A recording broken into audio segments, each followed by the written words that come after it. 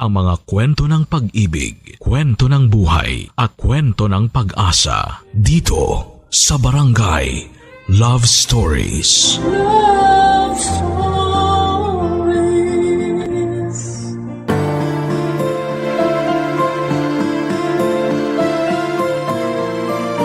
Mas matibay ang pamilya ng miyembro ay may tiwala sa isa't isa.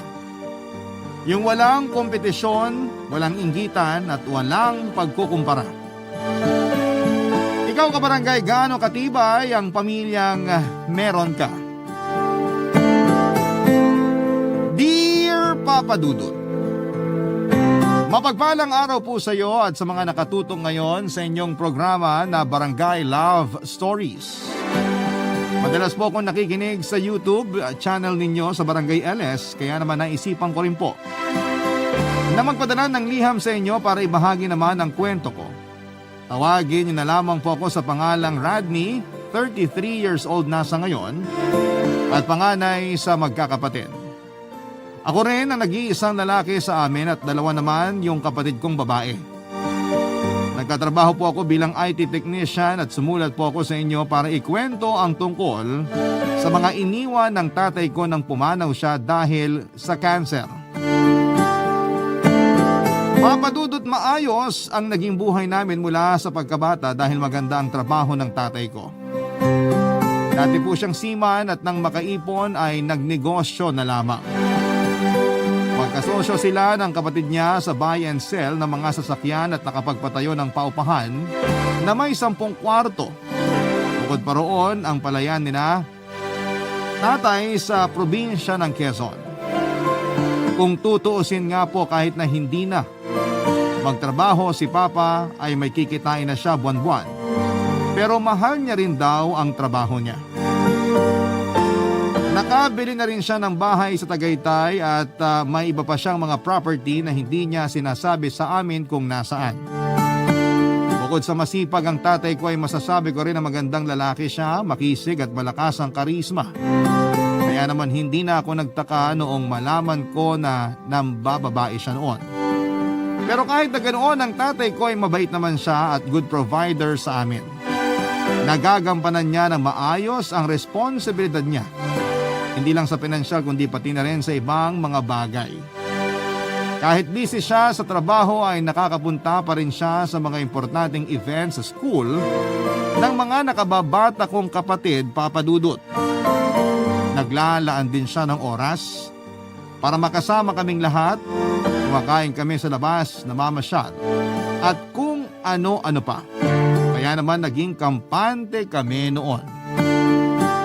Pero bago pa pumanaw ang tatay ko ay nalaman namin na may ibang babae pala siya na itago na lang natin sa pangalang Yula. May mga nabanggit na rin naman noon ang nanay ko na naging babae ni Papa, pero hindi naman daw ito naging ganong kaseryoso.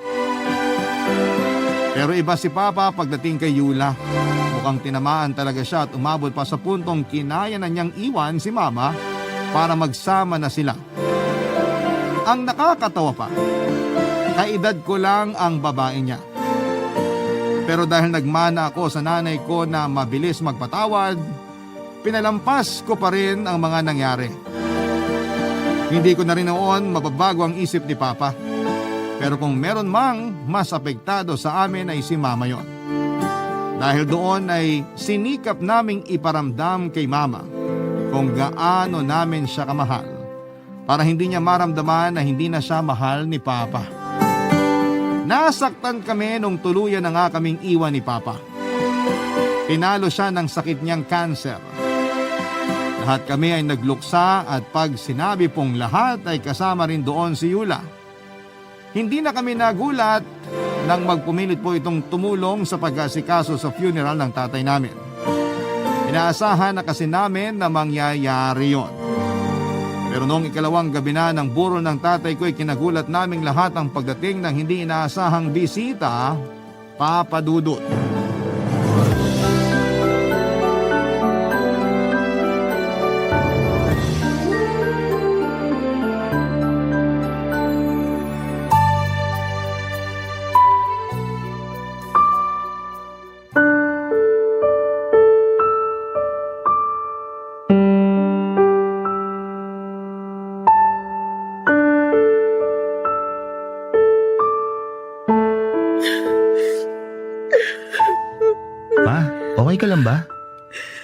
Mukha ba akong okay, anak?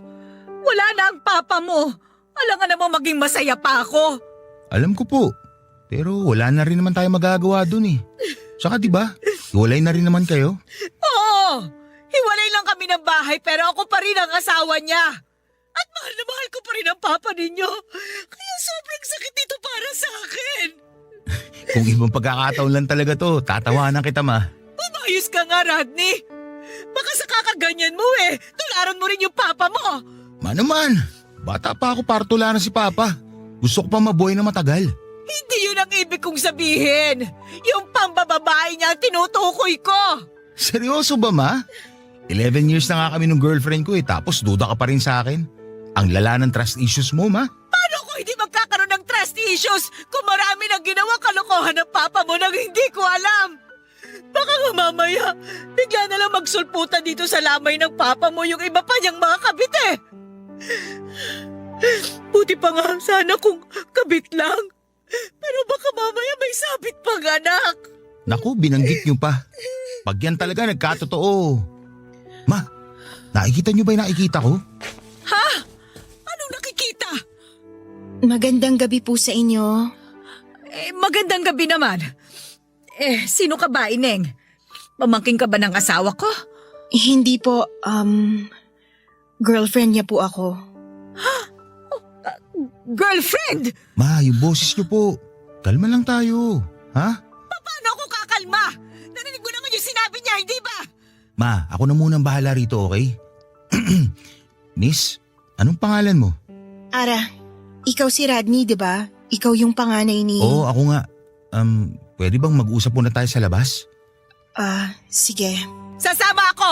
Kasama ka naman talaga sa usapan, ma. Pero ipangako niyo munang kakalma lang kayo. Oo na, sige na! Tayo na sa labas!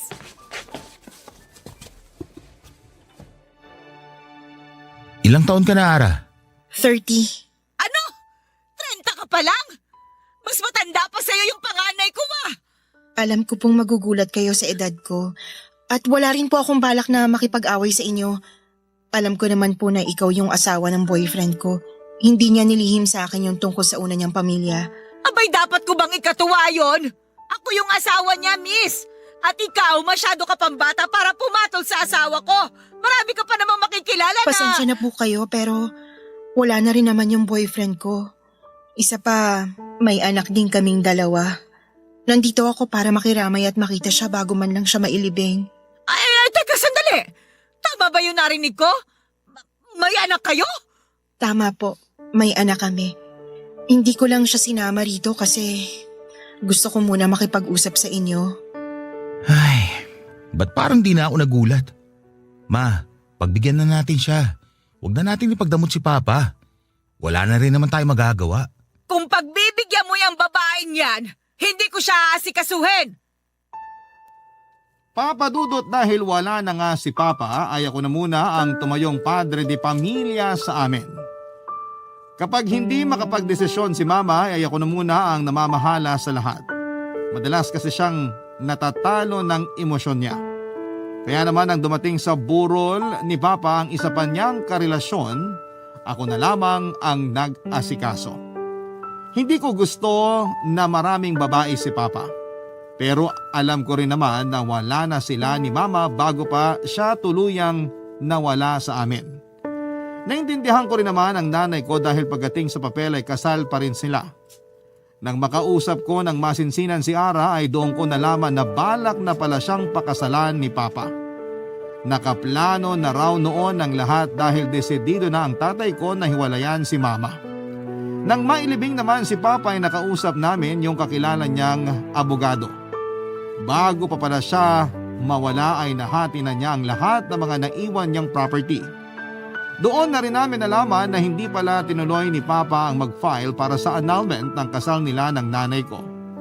Kay Mama napunta ang bahay, sasakyan at lupang nabili ng tatay ko sa Tagaytay. Siyempre may natanggap din kaming magkakapatid at lahat ng yon ay galing sa ipon ni Papa. Halos lahat naman ay sa amin napunta. Pero hindi namin inaasahan na may ibibigay din pala noon ng tatay ko sa mga babae niya. Nagalit si Mama pero pinayuhan ko siya na hayaan na lamang yon dahil ang mahalaga doon ay hindi pa rin kami nagawang kalimutan ng tatay namin. Pero sadya ring makulit ang nanay ko, Papa Dudut.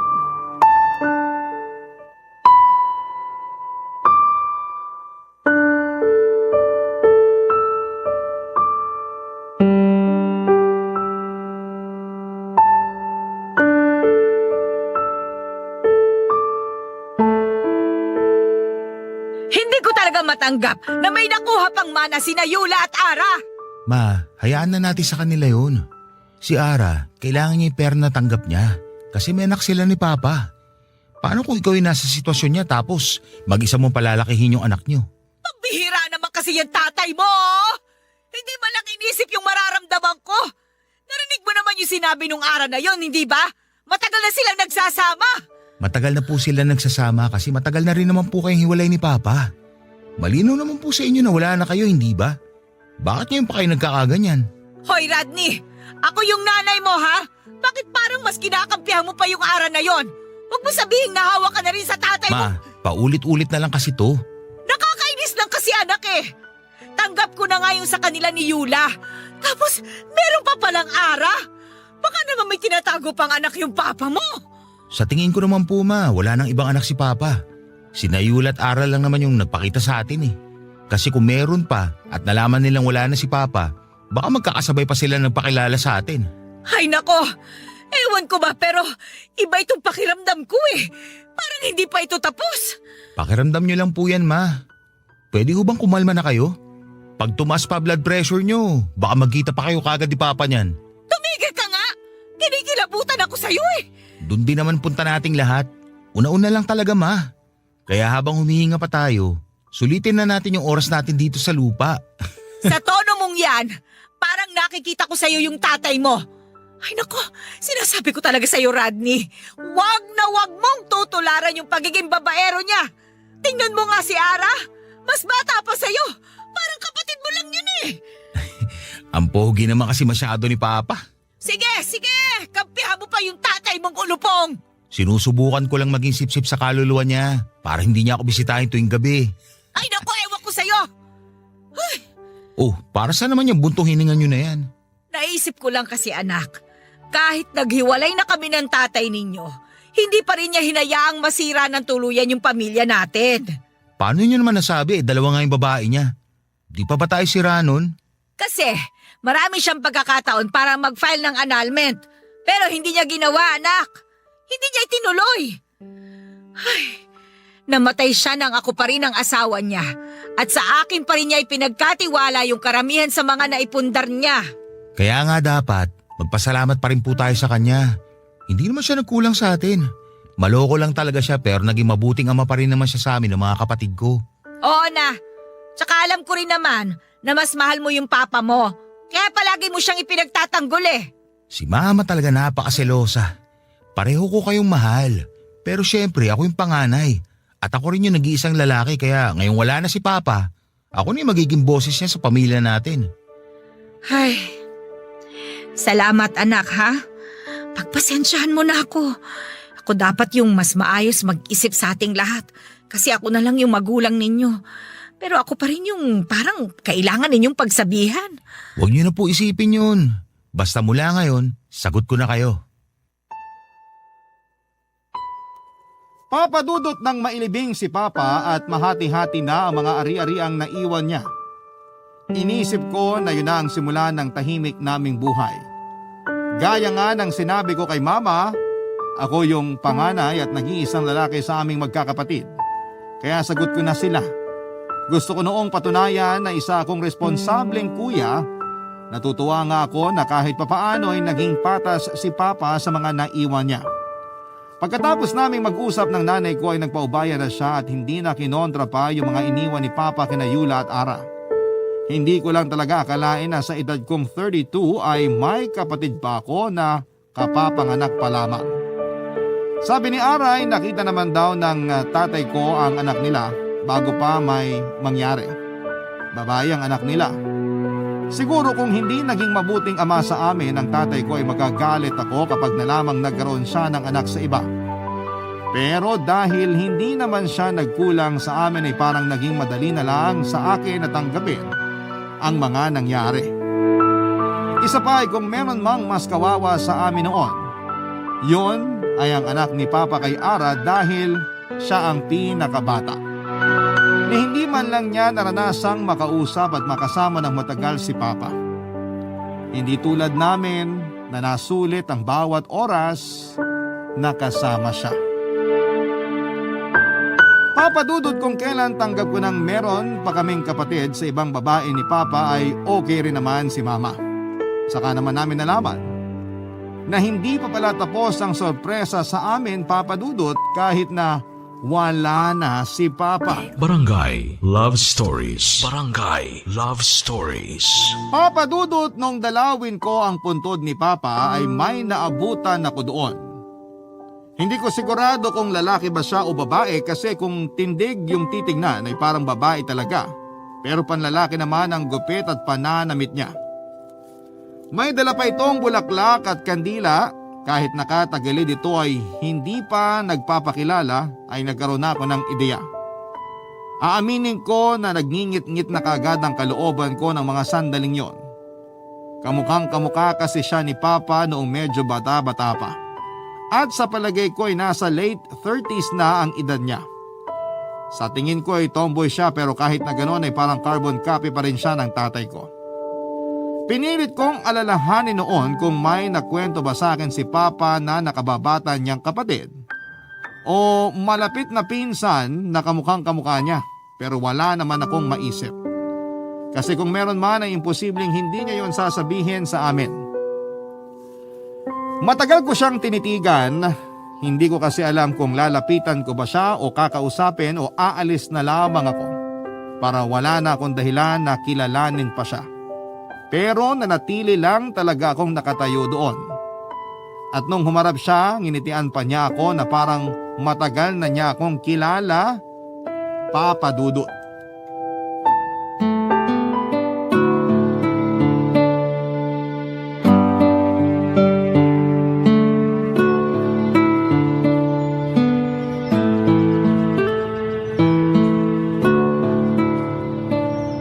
Kanina ka pa ba dyan?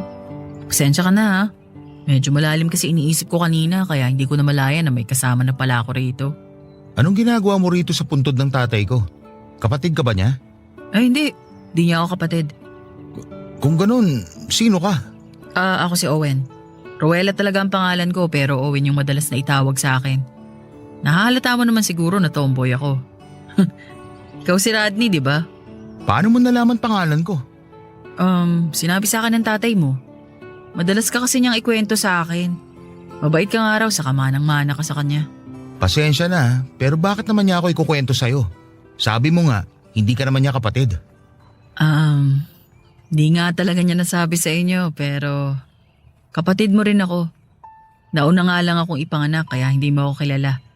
Ate mo ako pero mas bagay kung magiging kuya mo ako. Nakakailang kasi kung ate yung itatawag mo sa akin. Teka sandali, ate? Ibig sabihin mas matanda ka sa akin? Oo, 39 years old na ako. 7 years yung agwat natin. Paano nangyari yun kami yung unang pamilya ni Papa. Saka kasal sila ng nanay ko. Alam ko rin yun.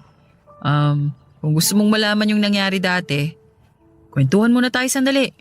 Yun kung ayos lang sa'yo. Ayos lang naman sa akin. Gusto ko rin talaga malaman kung paano nangyari na may mas matanda pa sa akin sa mga kapatid ko. Ay, buntis na yung nanay ko bago pa magkakilala si Papa at yung nanay mo.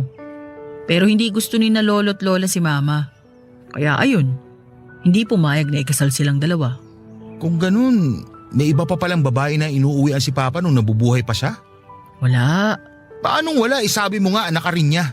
Niloloko mo ba ako? Hindi kita niloloko. Wala nang ibang babaeng inuuwian si Papa. Kasi 1 taon pa lang ako nung namatay si Mama. Matagal na akong ulila sa ina. At ngayong wala na si Papa, ulilang lubos na ako. Pasensya na kung napagtasan kita ng boses. Hindi ko kasi alam na may ganun palang nangyari. Kung wala ka ng nanay, sinong nagpalaki sa'yo? Si Tito, yung panganay na kapatid ng nanay ko. Mabait naman sila nung asawa niya. Kaya parang sila na yung tumayong magulang ko. Si Papa, hindi ka ba niya binibisita noon? Binibisita naman paminsan-minsan. Nagbibigay din siya ng pera nung nag-aaral pa ako. Pero yung huling usap namin, 3 years ago pa. At yung usap pa namin yun, pinapagalitan niya ako. Wala eh. Pinili ko kasi talagang maging tomboy. Mas gusto niya kasi na maging straight na babae ako. Tapos ayun, marami na rin akong napaiyak. Ikaw pala yung nagmana sa kanya eh. Kuwang-kuha mo nga yung katigasan ng ulo at kalokohan niya. Sinabi mo pa. Nga pala, di ba nasabi ko nga na madalas kanyang ikwento sa akin? Pinagmamalaki ka niya. Kasi kahit may pagkaloko-loko siya, nagkaroon naman siya ng matinong anak. At ikaw nga yun. Maiba ako. Alam ba ni Mama yung tungkol sa'yo? Hindi eh. Saka nakiusap din sa akin si Papa na wag na lang ako magpakilala sa nanay mo. Baka raw kasi sumama pa noon ang loob niya kasi nga may nauna pang naanakan kaysa sa kanya. Pero wala na ngayon si Papa. Baka naman pwede ka rin niya makilala. Sa'yo pa talaga nang galing yan ah. Seryoso ka ba? Na gusto mo akong ipakilala sa pamilya niyo? Gusto ko lang maging patas. Kung yung anak nga niya sa ibang babae niya, kinilala namin. Ikaw pa kaya na mas nauna pa sa amin ng mga kapatid ko. Kung tutusin, hindi ka naman anak ng kabit eh. Hindi kaya magalit ang mama mo? Ako nang bahala.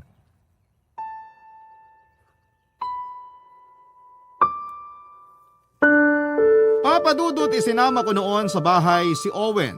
Gaya ko nung unay nagulat din sina Mama nang makita siya. Pero ang akala nila nakababatang kapatid siya ng tatay ko na inilihim lang sa kanila ni Papa, lalo na't magkamukha talaga sila. Laking pasasalamat ko na lamang noon na wala siyang balak manggulo. Maayos siyang humarap sa nanay ko at magalang ding nakipag-usap. Ang sabi ni Owen ay hindi raw siya nakarating sa burol at sa libing ni Papa dahil iniiwasan niya noong magkagulo kapag nalaman namin na may iba pang anak si Papa. Nakakatawa mang isipin pero sa sobrang bait ng tatay ko ay hindi lang mga property ang iniwan niya kundi mga kapatid na late na namin na nakilala. Punong-puno ng sorpresa ang pagkawala niya. Mabait naman si Owen at hindi rin siya naghabol sa mga iniwan sa amin ni Papa. Kasi may trabaho naman siya at tulad ng tatay namin ay madiskarte rin siya sa buhay. Pero ewan ko ba, Papa Dudut. Kalaunan ay parang nakaramdam ako ng inis sa kanya. Siguro ay dahil buong buhay ko akala ko ako yung panganay sa amin tapos ay hindi naman pala. Kaya naman naisip ko na kausapin si Mama tungkol doon.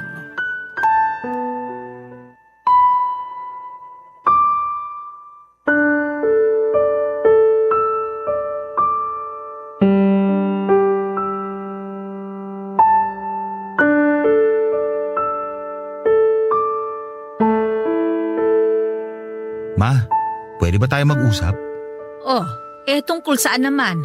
Mukhang seryoso yung mukha mo ah. Teka, parang alam ko na. Yang kunot pa lang ng noo mo, basang-basa ko na yung nasa isip mo eh. Tungkol sana dun kay Owen. May mga gusto lang sana ako itanong. Wala ka ba talagang alam tungkol sa kanya?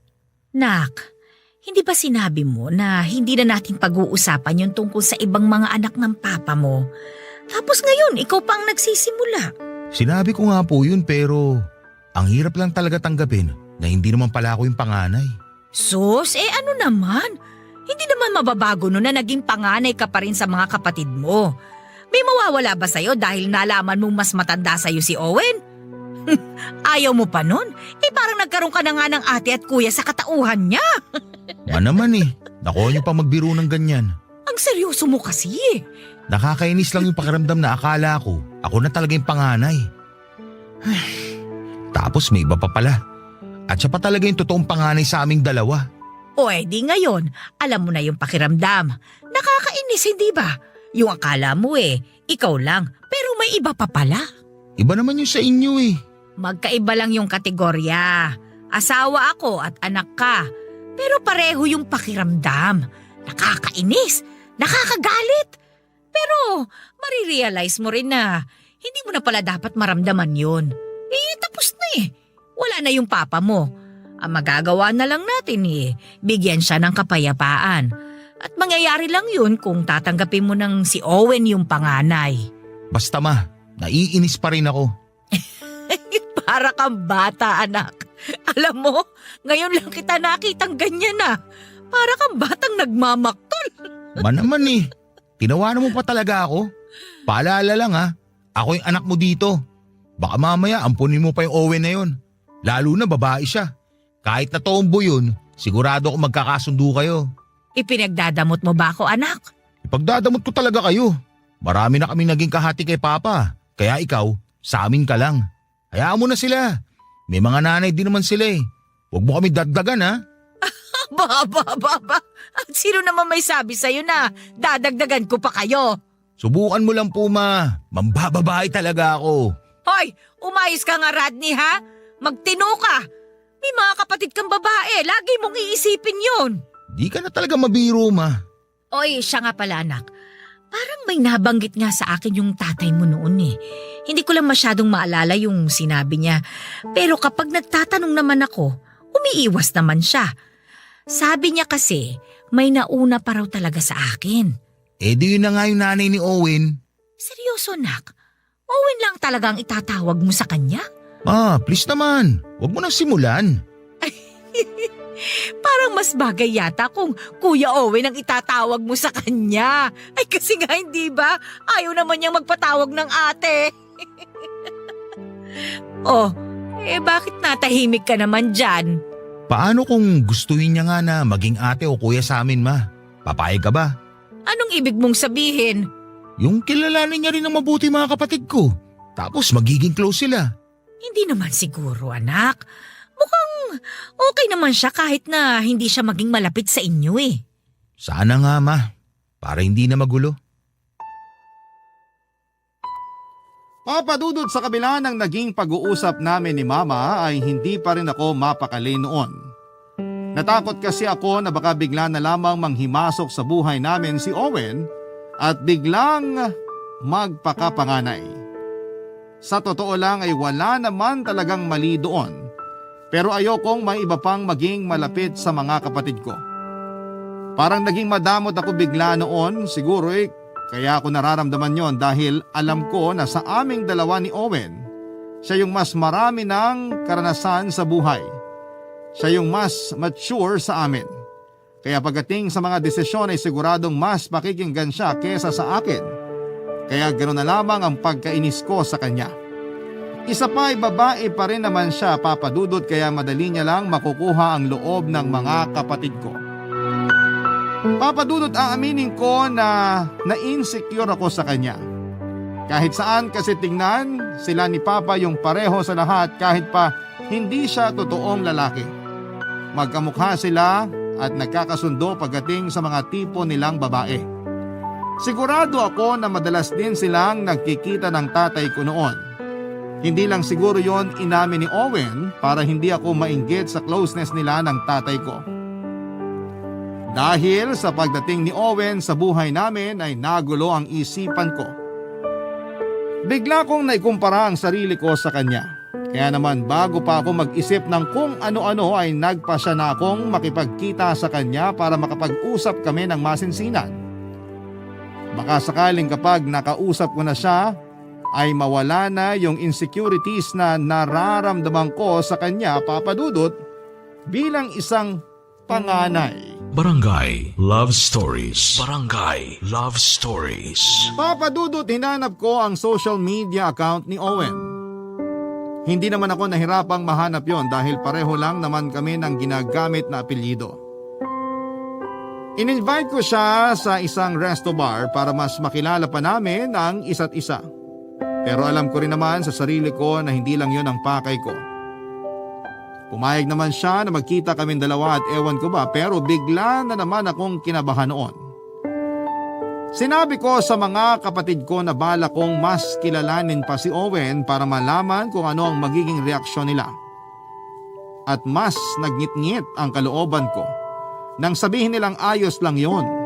Kapag nagkasundo raw kami ni Owen ay sana raw ay mabigyan din sila ng pagkakataon na makilala ang isa pa nilang kapatid na pwede nilang maging ate. Wala naman daw kasing masama kung madadagdagan pa kami ng kapatid. Puro babae naman daw sila kaya magiging komportable kaagad sila sa presensya nito.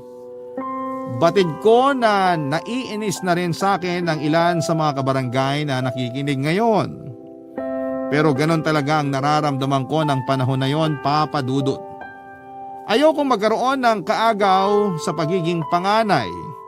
Pero bago pa man kami makapag-usap ni Owen, ay may nalaman na naman ako sa dating kinakasama ni Papa na si Ara, Papa Dudut.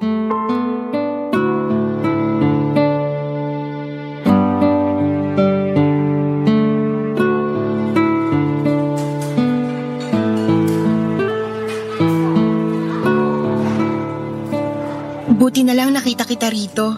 Bala ko pa naman sanang pumunta sa inyo para kausapin ka. Ba't mo ko gusto makausap? May kailangan ka kasing malaman.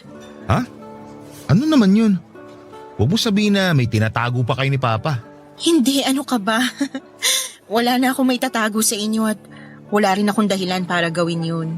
Ano nga? Huwag mo nang patagalin, sabihin mo na.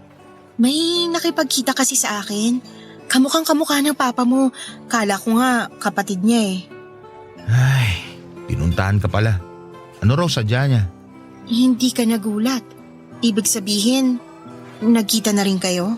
Si Owen yung tinutukoy mo, hindi ba? Oo, siya nga. Nagtanong kasi siya noon tungkol sa papa mo. Nagtanong din ba siya tungkol sa anak niyo? Oo, ang bait niya nga eh. Binila niya pa ng laruan yung anak ko. Tsaka, magaan ang loob niya sa bata.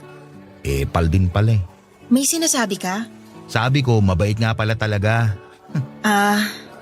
Kala ko kasi kanina naiinis ka na eh. Pasensya ka na sa kadaldalan ko ah. Nga pala, baka may lakad ka. Naabala pa tuloy kita eh. Alam mo naman pala yung tungkol kay Owen. Wala naman akong lakad ngayon. Wala rin akong pasok sa trabaho. Tatapusin ko lang itong kinakain ko tapos uuwi na ako. Kamusta nga pala yung kapatid ko? Ha? Yung anak mo tinutukoy ko. Alam ko, pero nagulat lang ako na tinawag mo siyang kapatid. Akala ko kasi hindi mo gusto. Kung hindi ko siya gusto bilang kapatid, inayaan ko pa sana magkagulo. Bukod sa nire-respeto ko yung desisyon ni Papa, yung naging anak nyo, walang kasalanan sa kalokohan ng tatay ko. Isa pa, wala na rin naman sila ni Mama nung naging kayo. Kaya walang dahilan para magalit ako sa bata. Salamat ah. Sobrang na-appreciate ko yung ginawa mo. Akala ko nga, paalisin niyo ako doon sa burol ng tatay mo eh. Pero mabait ka nga talaga. Hayaan mo na yon.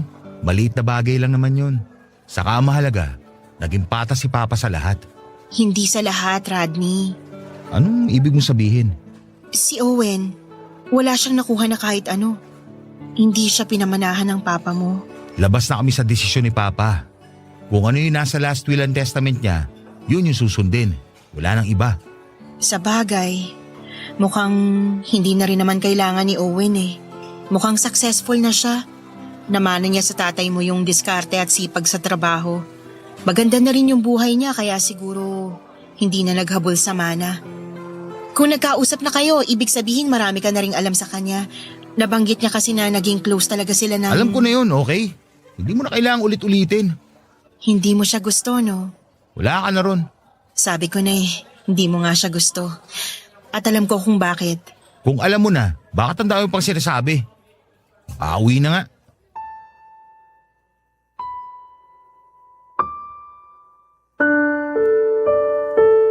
Papa Dudut, humingi rin naman ako ng pasensya kay Ara pagkatapos ng inasal kong yon. Nadala lang din kasi talaga ako ng inis na nararamdaman ko para kay Owen. Hindi naman ako kaagad umalis dahil kinausap pa ako ni Ara ng masinsinan. Habang kausap ko siya noon ay doon ko unti-unting nakita yung maturity niya. Kahit mas bata pa siya sa akin, para na siyang si Papa kung mag-isip. Isa siguro yon sa mga nagustuhan sa kanya ng tatay ko. Sabi niya inahirapan din naman daw siya sa sitwasyon nila noon ni Papa at gustong gusto na raw niyang magpakasal para maging legal na yung pagsasama nila, pero ang tatay ko na raw mismo ang nag-decide na hindi na muna yon ituloy. Lalo na noong nalaman ni Papa ang tungkol sa sakit na meron siya na siya ring kinamatay niya. Sa haba ng naging kwentuhan namin ni Ara ay doon ko na-realize na marami rin pala kaming hindi alam sa mga pinagdaanan ni Papa na sinadya nitong itago sa aming magkakapatid para hindi na kami mag-alala. Ipinaunawa niya rin sa akin na hindi ako dapat magalit o mainggit kay Owen dahil kahit saan daw tignan ay hindi hamak na ako yung mas maswerte. Bukod sa mana, mas matagal ko raw nakasama si Papa at nabigyan pa ng sapat na atensyon. Hindi tulad ni Owen na minsan lang makasama ang tatay namin pagkatapos ng kwentuhan namin yun ay muli akong napaisip sa mga napakinggan ko, Papa Dudut.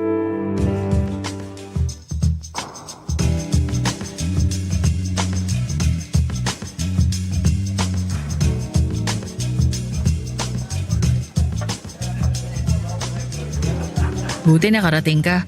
Akala ko kasi hindi ka napupunta eh. Bakit naman ako hindi pupunta eh? Ako nga yung nag-iya sa'yo. Masama yata araw mo ah. Hindi no? Alam mo, inom na lang natin yan. Kung may problema ka, pwede mo naman i-share sa akin. Malay mo naman, mapayuhan kita Hindi sa... ko kailangan ng payo mo. Teka lang, galit ka ba sa akin? Kung may lakad ka ngayon na hindi natuloy dahil dito, pwede namang sa susunod na lang natin tutuloy. Bakit ba kasi masyado kang bida-bida ha? Ako? Paano naman ako naging bida-bida? Magmaang-maangan ka pa. Eh pinuntahan mo pa nga si Ara eh. Para ano? Para ipamukha na ikaw yung mas mabuting panganay. Sa tingin mo ba, nakikipagkompetensya ako sa'yo? Sa tingin ko oo. Yun ang tingin ko sa'yo. Ano ba kasing gusto mo mangyari? Yung kilalanin ka namin lahat tapos biglang ikaw na yung bahala sa amin? Pwede ba? Umalma ka muna. Hindi natin kailangan magsigawan dito. Sasagutin ko yung tanong mo. Pero mag-usap muna tayo ng mas mahinahon. Okay ba yon? Okay. Kahit hindi mo nasagutin yon, basta pakinggan mo lang muna ako. Wala naman talaga akong intensyon na agawin ang role mo sa pagiging panganay. Kung yun man ang iniisip mo na ginagawa ko. Diba? Kung hindi mo naman ako nakita sa puntod ni Papa, hindi mo rin naman ako makikilala eh. Nung nakita kita, parang may nabuhay sa loob ko eh. Anong ibig mo sabihin? Yung parang na-excite ako bigla. Kasi pwede ko rin naman pala kayong kilalanin. Lalo na yung nakausap ko yung mga kapatid natin. I mean, yung mga kapatid mo. Nag-iisang anak kasi ako. Kaya parang nabuhayan ako nung sinabi mo na ipapakilala mo ako sa kanila. Maniwala ka man o hindi, isa yun sa mga masasayang araw sa buhay ko. Kaya ba pati yung iba naming kapatid, gusto mo rin makilala? Nandun na ako sa gusto ko ring makilala yung anak ni Ara. Lalo na't halos pareho kami ng sitwasyon ng bata. Kaibahan lang, nanay ko naman yung nawala noon. Dami kong naiisip na plano para makapag-bonding tayong lahat. Pero naisip ko rin yung mararamdaman mo kasi nasanay ka ng ikaw yung panganay. Tapos nawala pa si Papa. Kaya alam ko na ikaw yung magsi-step up para sa inyo. Buti naman naisip mo yan. Kaya nga pumayag na ako makipagkita sa iyo eh. Gusto ko kasing linawin na wala naman akong intensyon na manghimasok sa pamilya nyo. Gusto ko lang kayong makilala. Yun lang. Pasensya na talaga Rodney ha. Huwag ka mag-alala. Hindi ko na ulit lalapitan yung mga kapatid mo. Pero kayo, kung gusto nyong pumunta sa bahay ko, laging bukas yung pinto ko para sa inyo. Pasensya ka na rin. Aaminin ko, nilamon na ako ng matinding insecurities ko. Kasi kahit saan naman tignan, ikaw yung mas maayos na panganay sa ating dalawa. Talaga? Yan yung iniisip mo? Huwag mo nga akong pagtawanan. Chill! Hindi kita pinagtatawanan. Natawa lang ako kasi parang ang buti-buti naman masyado ng tingin mo sa akin. Eh ako nga tong siraulo sa ating dalawa. Ikaw yung matino. Faithful ka sa girlfriend mo. Mabait ka rin kuya. Kung may lamang man ako sa'yo, yung edad ko lang yun. Kasi yung agwat natin na 7 years, kapag lumipas yun, marami pang pwedeng magbago sa buhay mo. Baka pagdating mo ng 39, mas maganda pa yung buhay mo kaysa sa akin. Pasensya ka na. Akala ko kasi papalitan mo na ako bilang panganay sa mga kapatid ko eh. Naiintindihan naman kita. Basta hindi ako galit sa'yo. Sabihin mo lang sa akin kung anong gusto mong gawin ko. Okay ako ron. Paano kung imbitahan kita ngayong gabi sa bahay? Ha? Seryoso ka ba? Sus, tara na, ate! Ha? Ate talaga?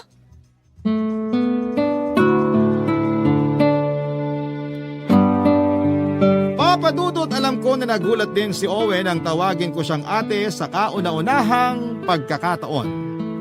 Natatawa na lamang siya noong sumama siya noon sa akin sa bahay namin at nabigla rin si Mama nang makita niyang magkasama kami ni Owen. Sa dinner namin yon sa bahay ay hinayaan ko siya na makilala ang mga kapatid namin. Pati na rin si Mama, akala nga ng nanay ko ay napilitan lamang akong gawin yon, kaya panay ang tingin niya sa akin tuwing napapakwento si Owen. Pero nilinaw ko sa kanya na ayos na sa akin ang lahat. Sa madaling salita ay binuksan namin ang pamilya namin para kay Owen. Doon ko mas lalong napagtanto na mabuti naman pala talaga ang intensyon niya. Ayaw nga niya na magpatawag na kuya sa mga kapatid ko kasi para sa akin lang daw dapat yon. Kaya naman hanggang ngayon, Papadudot, ay ate ang tawag ng mga kapatid ko sa kanya kahit na kinikilabutan daw siya. Natatawa na lang tuloy kami ni Mama kapag naririnig namin yon, pero pumayag rin naman si Owen doon. Madalas pa namin siyang binibiro dahil sa pagiging ate niya sa mga kapatid ko. Sa ngayon, Papadudot, ay masaya na yung pamilya namin. Nawala man si Papa last year, may isa namang super cool na kuya/ate na dumating para sa amin. At kapag lumaki-laki na rin yung anak ni Ara, ay siguradong may sasama na rin namin yon sa kulitan naming magkakapatid. Tungkol naman po kay Yula ay nag-asawa na siya ng halos kaedad niya lamang. Si Ara naman ay meron na ring mga manliligaw at syempre si Mama ay hindi na muli pang naghanap ng mapapangasawa. Masaya na raw siya na kami ang kasama niya. Hanggang dito na lamang po ang kwento ko, Papadudot. Maraming salamat po sa pagbabahagi ng aming kwento sa inyong programa. Pagpalain po sana ang Barangay LS na patuloy na nagbibigay ng pagkakataon sa aming mga tagapakinig na magbahagi rin ng aming kwento. Muli maraming salamat and God bless po sa inyo. Ang inyong forever kapuso at kabarangay, Radney. Nagustuhan ng iyong napakinggan? Ituloy yan via live stream sa www.gmanetwork.com/radio. Barangay LS 97.1 forever.